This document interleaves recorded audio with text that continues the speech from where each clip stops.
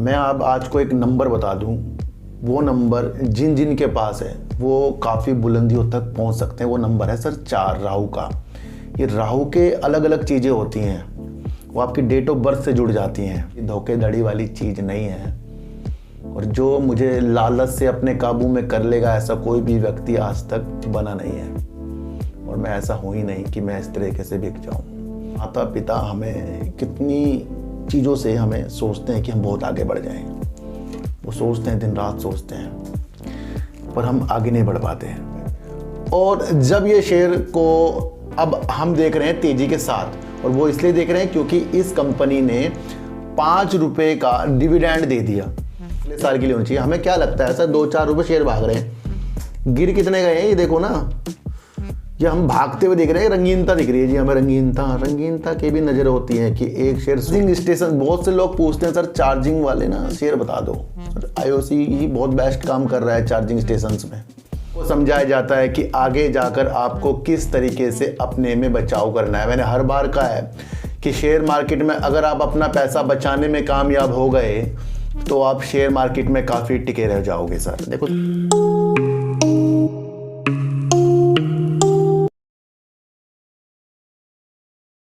नमस्कार, मैं स्वागत करता हूं आपका अपने ही चैनल पर जिसका नाम है सार्थक बाजार से। आज बात करेंगे पावर के शेयर तेजी में, जैसे आर पावर, रिलायंस पावर, इन शेयरों के बारे में आज हम बात करेंगे भारत के किस कदम से जो कोयले से तापीय जो प्लांट होते हैं, यानी कि कोयले से जो बिजली बनती है उसके जो प्लांट होते हैं उसके अंदर उन कंपनियों को किस तरीके से बेनिफिट हो सकता है, और क्या इसके अंदर बिजली मंत्रालय सख्ती के कदम उठाने वाला है। इससे आपको क्या तेजी के संकेत देखने को आगे मिल सकते हैं, तो उस बारे में भी चर्चा करेंगे। और चर्चा करेंगे JP एसोसिएट के बारे में, क्योंकि उसके शेयर में कल अचानक से जो गिरावट आई, क्यों आई है, क्या आगे भी ऐसा हो सकता है, उसके बारे में भी हम आज चर्चा करेंगे।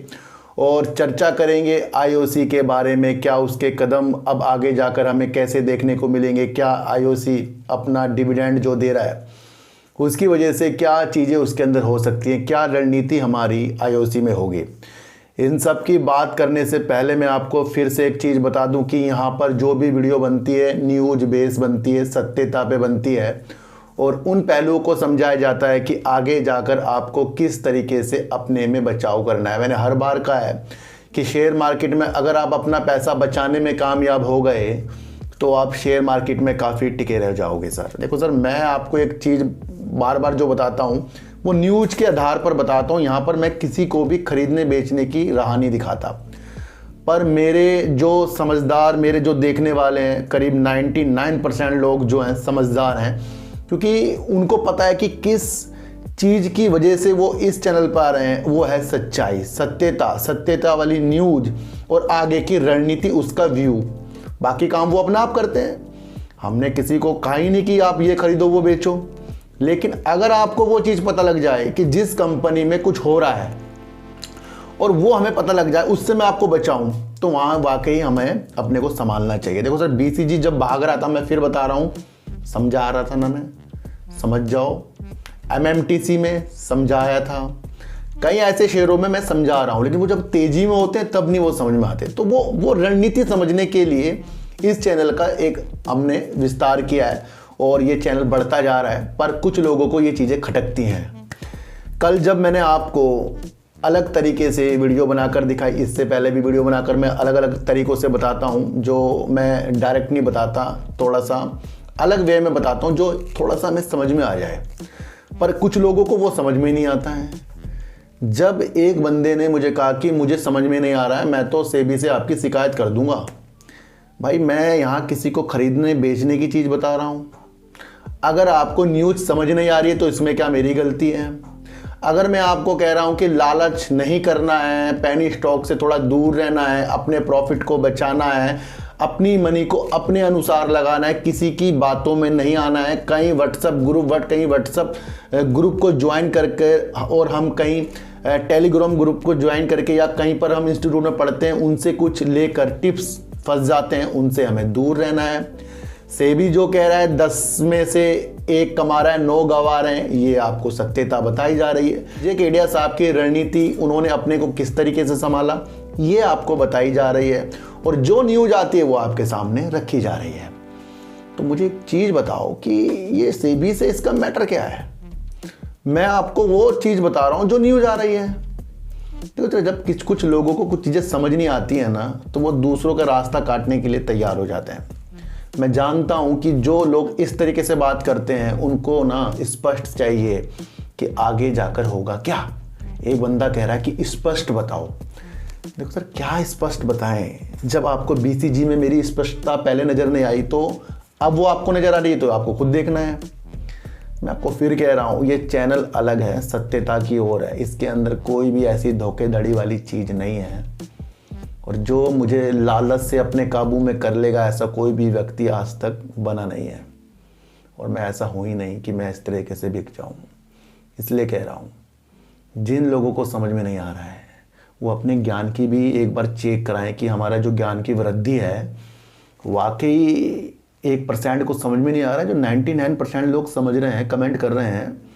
तो अपनी तुलना करो सर।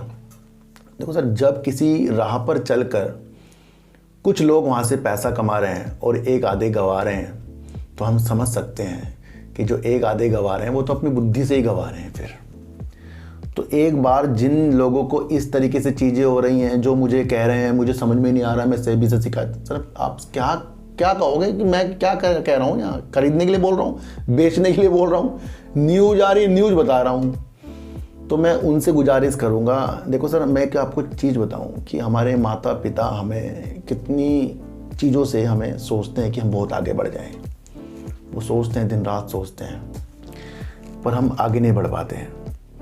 मैं आप आज को एक नंबर बता दूं, वो नंबर जिन जिन के पास है वो काफ़ी बुलंदियों तक पहुंच सकते हैं। वो नंबर है सर 4 राहु का। ये राहु के अलग अलग चीज़ें होती हैं, वो आपकी डेट ऑफ बर्थ से जुड़ जाती हैं। तो इस तरीके का जो राहु हमारे पास आ जाए, हम कहीं से कहीं पहुंच सकते हैं। और अगर हमारे पास हो, उसके बारे में हमें पता ना हो, हम कहीं से कहीं पर भी जा सकते हैं। तो अपनी बुद्धि का विकास मुझे मत कहो, अपनी बुद्धि का विकास उनको करना पड़ेगा जिनको समझ में नहीं आ रहा है। तो मुझे तो न्यूमरोलॉजी का भी ज्ञान है, मुझे तो शेयर मार्केट का धीरे धीरे ज्ञान हो रहा है, अभी पूरा नहीं हो रहा है, पर मैं सत्यता की ओर चल रहा हूँ। तो इस तरीके से कमेंट ना करें। मैं तो कहता हूँ सर, जिनको समझ में नहीं आ रहा है ना, वो तो चैनल को ब्लॉक करें। अब मुझे कोई फिल्म पसंद नहीं आती, मैं देखता ही नहीं उसको। तो ऐसी चीज़ें मत बोलें जिससे मुझे लगे कि जो लिख रहा है उसके अंदर थोड़ी सी ज्ञान की कमी है। सर, थोड़ा ज्ञान को हमें सही करना पड़ेगा। बात करेंगे अशोक लीलैंड की, और अशोक लीलैंड की बात इसलिए करेंगे, हर बार मैंने आपको कहा कि इस कंपनी का ना सब कुछ अच्छा है। और चाहे ईवी बसों में सहायक कंपनी के साथ काम कर रही हो, ट्रकों में अच्छा काम कर रही हो, बेनिफिट वाली चीज़ें करती जा रही हो, अच्छे प्रगति की और इनके निशान बढ़ते जा रहे हैं, उसके बाद भी ये शेयर प्राइस नीचे की तरफ है। अधिकतर आपको देखने को मिला है कि जिसके ऊपर जिसकी सबकी नज़र होती है वो शेयर पनपता नहीं। लेकिन ये नहीं कि वो काम बहुत अच्छा करा उसका शेयर आगे बढ़ेगा नहीं, वो कभी ना कभी अपने अनुसार बढ़ेगा। लेकिन हमें वो चीज़ें पता लग जाएं कि हमें एक शेयर में रुकने के तरीके।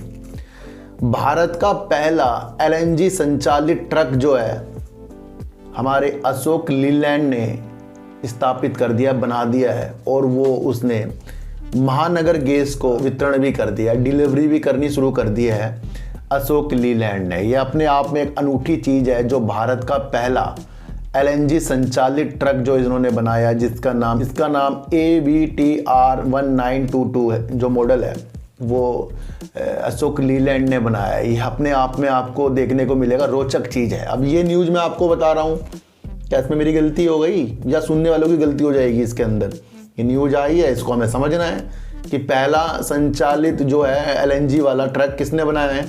अशोक लीलैंड ने, और डिलीवरी कर दी है महानगर गैस को। तो पॉजिटिव संकेत के साथ अशोक लीलैंड हमें देखना चाहिए। इसमें खरीदने बेचने वाली चीज़ तो आई नहीं है, पर वो चीज़ आ गई कि हाँ, हमें कंपनी से रूबरू तो कराएं कोई। देखो सर, एक कंपनी के आप शेयर खरीदते जा रहे हो, उसके बारे में आपको पता नहीं कुछ क्या चीज़ है ये कंपनी। मान लो BCG के बारे में आपको पता नहीं, आपने खरीदना शुरू कर दिया उसे और वो भाग भी रहा है। अचानक से उसके अंदर वो चीज़ें होगी जो आपको पता ही नहीं थी, तब भी आप खरीदते जा रहे थे उसको। तो ये जो इसके अंदर BCG में चीज़ें हुई थी, ये तो सबको पता था ना कि ये क्या क्या चीज़ें हो रही हैं इसके अंदर। कब से जी बिजनेस बता ही रहा था, पर हम समझ नहीं रहे थे। इसी तरीके से जो मैं आपको रूपरेखा बनाता हूँ, पर हम समझ ही नहीं रहे हैं उसको। तो LNG संचालित ट्रक भी इसका एक काम जुड़ गया है अशोक लीलैंड के साथ, और ये अपने आप में एक बेटर काम आगे जाकर जरूर दिखाएगा। और 9 नवंबर को इसका रिजल्ट आने वाला है, यानी कि परसों अशोक लीलैंड का रिजल्ट आने वाला है। तो ये रणनीति भी हमें समझनी पड़ेगी। देखो सर, IOC को मैं कब से कवर कर रहा हूँ और कब से इसकी विशेषताएं मैंने आपको बताई। NTPC के साथ साझेदारी, SJVN के साथ नवीनीकरण ऊर्जा के लिए आगे बढ़ना, LNG के लिए वर्क और अलग अलग कंपनियों के साथ पार्टनरशिप करना, और चार्जिंग स्टेशंस में बहुत बेहतरीन काम करना, और एथेनॉल के लिए भी ये IOC काम कर रहा है। ये चीज़ें हमें पहले नहीं पता है। अगर ये सारी चीज़ें अगर हमें पहले पता हो तो हमें पास एक वजूद हो रखने का।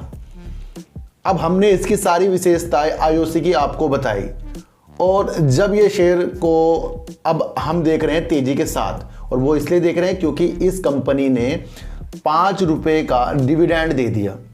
क्या जब मैं इसकी विशेषताएं, इसके काम आपको समझा रहा था, क्या हमें पता था कि इसको 5 रुपये का डिविडेंड ये प्रस्तुत करेगा? हमें नहीं पता था। हमें क्या पता था? हमें पता था कि IOC है जो बहुत बेस्ट काम कर रहा है, एथेनॉल में बढ़िया काम कर रहा है। हर बार मैंने आपको बताया था, बीच में बताया था कि श्रीलंका से 20 साल का फिर से इसे करार हो गया है। उन उपलक्ष्यों में इसने बेहतर प्रदर्शन किया। तो जब हमें पता लग जाता है कि कोई लड़का अच्छा है तो उससे जुड़ना जरूरी है। मेरी एक बात समझो सर, कि अगर मेरी चीज़ें आपको आगे ना होती दिखाई दे और जो मैं बोलता हूँ वो सब गलत होता हुआ दिखाई दे, क्या आप मेरी वीडियो फिर भी देखोगे? नहीं, मैं रियल चीज़ बताता हूँ बिल्कुल आपको, बिल्कुल अपना समझ कर। तो IOC जो आज इतना भाग गया, क्या ये 1-2 दिन की चीज़ों से भाग रहा है, या हम इतने दिनों से इसे कवर कर रहे हैं इस वजह से भाग रहे हैं? अब हो सकता है कि डिविडेंड देने के बाद ये फिर 5-10 रुपये गिर जाए, वो तो अलग चांस है, लेकिन फिर भी काम को नहीं इसके भूलना है।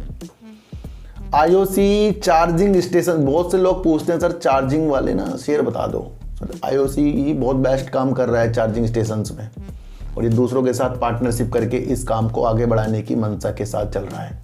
मैंने कहा जितने भी पेट्रोल पंप होंगे उनके अंदर कहीं ना कहीं चार्जिंग स्टेशन, एथेनॉल वाली चीज़ें भी लगनी शुरू हो जाएंगी, और लग भी रही होंगी। ये हमें समझना है। ओकाया जो एक ग्रुप है, बहुत बड़ा ग्रुप है, और ओकाया चार्जिंग जो अपने स्टेशनों और अपने चार्जिंग को लगाता जा रहा है, ये अपने आप में एक बेहतरीन काम है। ओकाया ने अभी तक 20 राज्यों में करीब 362 चार्जर्स इस तरीके के स्टेशन स्थापित कर दिए हैं ओकाया ने, और अब ये अपनी मंशा को बढ़ाने के लिए साथ किसका ले रहा है? IOC का ले रहा है। IOC के पास अपने पेट्रोल पंप है सर, समझो। ओकाया चार्जिंग स्टेशंस को आगे बढ़ाने के लिए, चार्जर्स को लगाने के लिए IOC का साथ दे रहा है। दोनों साझेदारी कर रहे हैं। 125 करोड़ रुपए के निवेश से करीब 2550 चार्जर्स ये लगाए जाएंगे। दोनों इसमें मदद कर रहे हैं।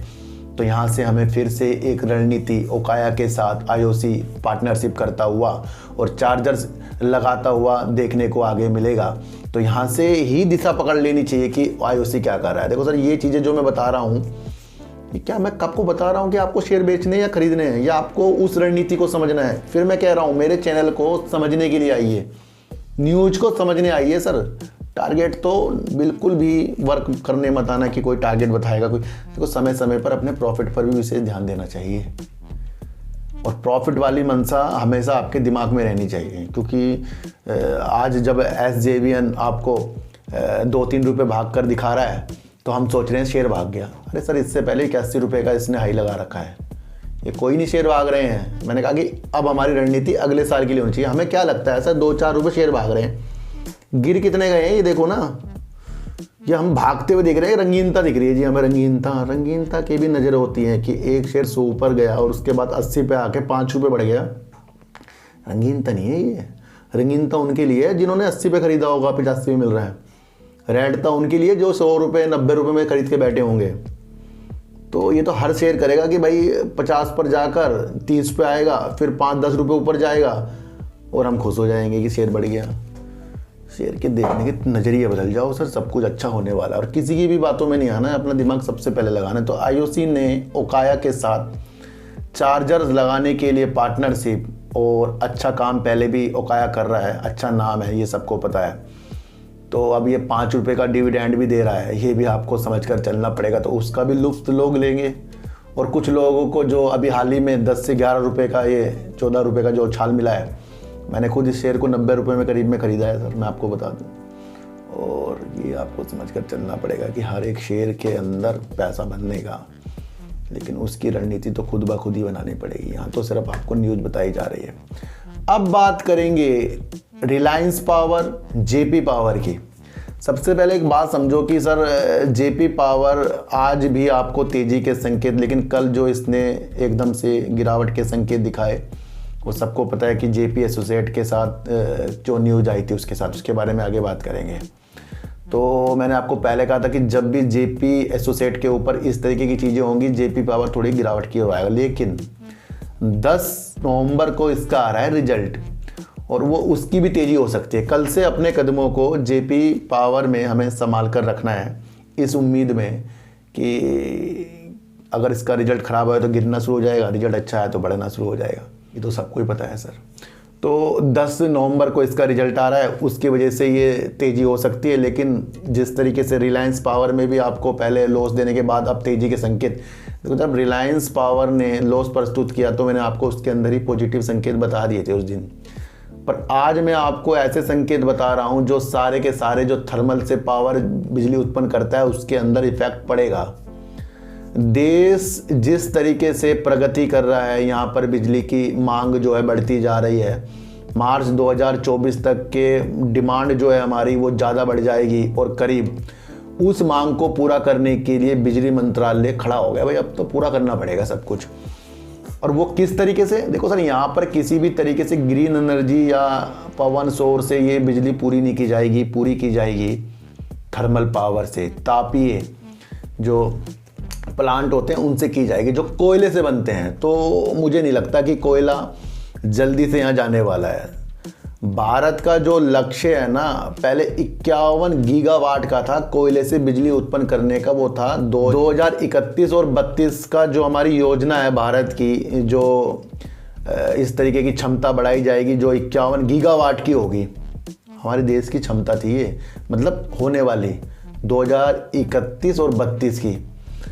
अब बिजली मंत्रालय को लग रहा है, देखो सर बिल्कुल हिंदी में समझा रहा हूँ, समझ लेना। अब बिजली मंत्रालय को लग रहा है कि भाई यहाँ डिमांड जो बढ़ती जा रही है, अब उन्होंने अपने लक्ष्य में संशोधन कर दिया है। यानी कि 51 गीगावाट का लक्ष्य अब हमारा 75 से 77 गीगावाट का हो गया है अभी। यानी कि करीब 8 साल या 9 साल के अंदर हम अपनी क्षमता को, जो 51 गीगावाट कोयले से बिजली उत्पन्न करके बनाने वाले थे, अब उसके अंदर संशोधन करके यही दिशा में अब हमें 75 से 77 गीगावाट तक कर दिया है। यानी कि अब ज़्यादा कोयले से बिजली बनेगी। ये बड़ी चीज़ बता रहा हूँ, और यहीं से इफेक्ट पड़ते जा रहा है आपको आर पावर, जेपी पावर में। ये ध्यान रखने वाली बात है। ये मैं आपको जो समझा रहा हूँ इसे समझना है कि हम 51 गीगावाट के लक्ष्य के लिए जो दौड़ रहे थे, उसके अंदर अब 75 से 77 गीगावाट की क्षमता हमने संशोधित कर दी है। इतना हम करेंगे, और करीब अब 51 से 14 बढ़ना, ये अपने आप में देख लो कितनी ज़्यादा डिमांड हमारी बढ़ेगी, वो भी कोयले से। तो यहाँ पर पावर वाले जो शेयर हैं उसके अंदर रंगते बाहर देखने को मिल रही है। और जो अभी की हालात रंगते बाहर आपको रिलायंस पावर, जेपी पावर जैसे शेयरों में देखने को मिल रही है। तो ये आपको समझना है कि मार्च 2024 तक हम अपने लक्ष्य 12 गीगावाट को पूरा करने के लिए अच्छी तरीके से कोयले से जो बिजली बनती है, ज़्यादा से ज़्यादा बिजली बनाई जाएगी मांग को पूरा करने के लिए। ये अभी का बताया मैंने 2024 मार्च का।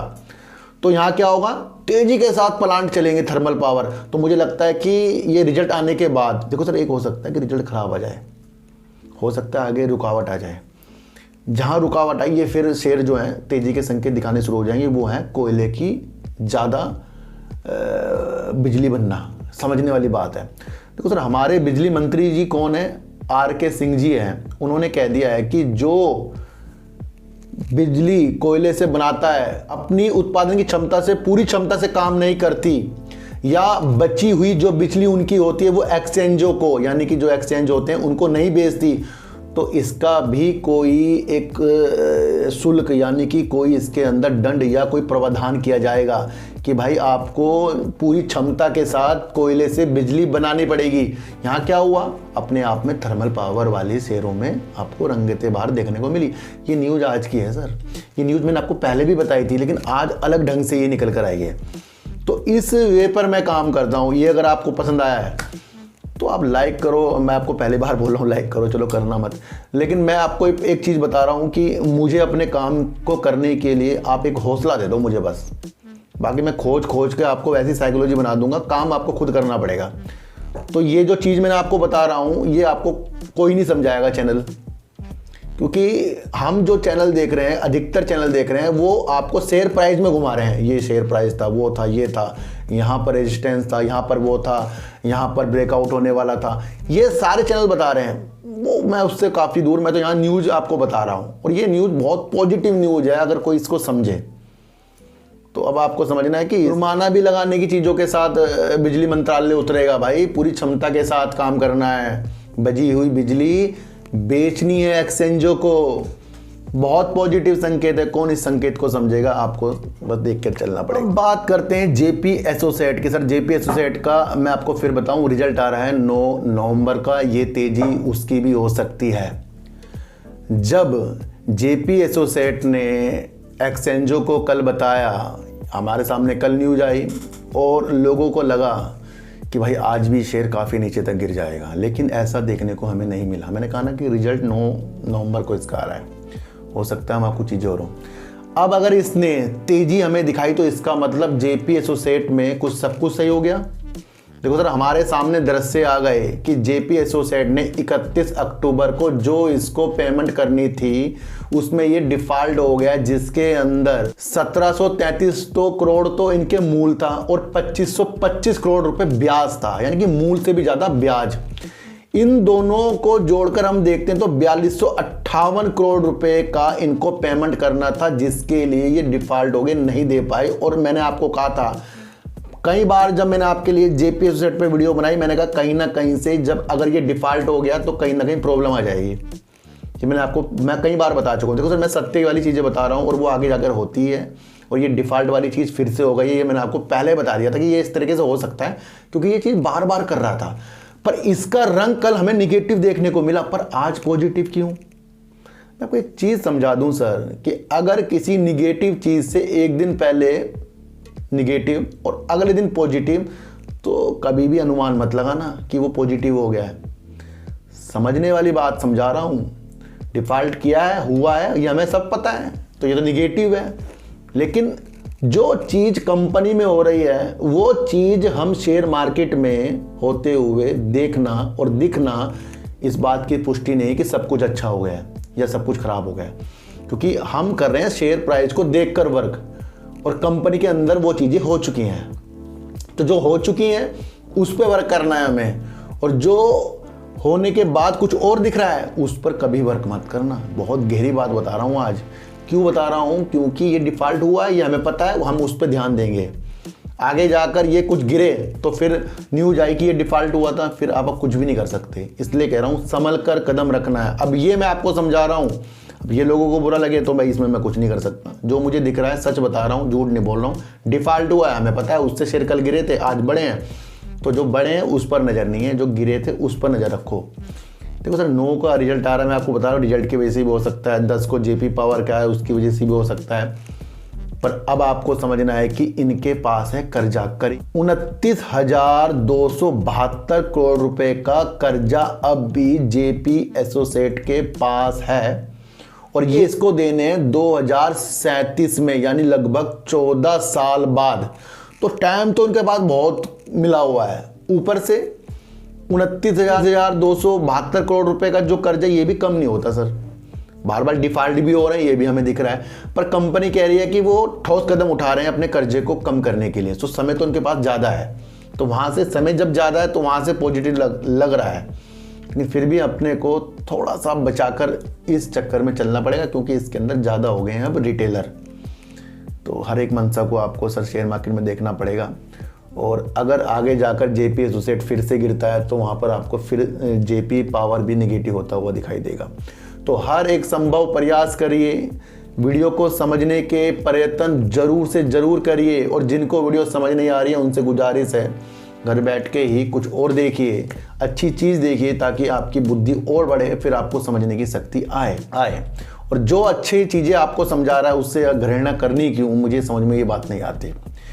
अशोक लीलैंड ने ट्रक का इस तरीके से एलएनजी संचालित जो एक ट्रक का निर्माण और उसका डिलीवरी करने की चीज़ें भी कर दी, तो यहाँ से पॉजिटिव संकेत 9 नवंबर को इसका रिजल्ट आने वाला है।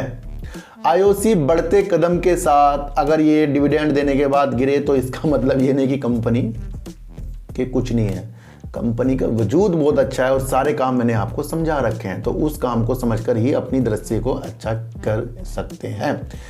बिजली मंत्रालय की तरफ से अपनी वैल्यू को ज़्यादा बढ़ाना, डिमांड के साथ पूरा काम करना और अपने थर्मल पावर की कैपेसिटी को बढ़ाकर अगले चीज़ों के साथ उतरना और कठोर कदम बिजली उत्पादन करने वाली कंपनियों की तरफ जुर्माने के साथ, अगर वो काम अच्छी तरीके से नहीं और बची हुई बिजली एक्सचेंजों को नहीं बेचते तो कुछ इसके ऊपर प्रावधान भी करेगी बिजली मंत्रालय, ये हमारे आर.के. सिंह जी का कहना है। तो मार्च 2024 तक ये 12 गीगावाट यानी 12,000 मेगावाट तक की क्षमता को स्थापित करने के लिए कोयले से जो बिजली उत्पन्न होगी उस पर ज़्यादा ध्यान दिया जाएगा। तो सर सच्ची वीडियो देखिए, अच्छी वीडियो देखिए, समझ कर देखिए, किसी की भी टारगेट वाली वीडियो में आना नहीं है और किसी की भी बातों में खोना नहीं है। अपनी एनालाइज को अच्छा कीजिए, अपने द्वारा वर्क कीजिए, किसी के साथ जुड़ने से पहले उसकी अच्छाई को जानिए, उसकी बुराई को जानिए और उसमें क्या क्या खूबियां हैं उसको जानकर उसकी बातों को विशेष तौर पर ध्यान रखकर अपनी बातों को और अच्छा करके एनालाइज कीजिए और जो आपको अच्छा लगता है उस पर वर्क आपको करना पड़ेगा। किसी के भी चक्कर में बिल्कुल नहीं पड़ना कि कोई आपको अपने टेलीग्राम से ज्वाइन कराकर करोड़पति बनाएगा। तो ये चीज़ें आपको समझकर चलनी पड़ेगी। सर चींटी को हटा दीजिए, गाय को रोटी दीजिए और अपने बच्चों को ज़्यादा से ज़्यादा प्यार कीजिए, क्योंकि बच्चे ही आपकी मासूमियत से किस्मत पलटेंगे। तो फिर मिलेंगे आपसे नई वीडियो के साथ, जब तक के लिए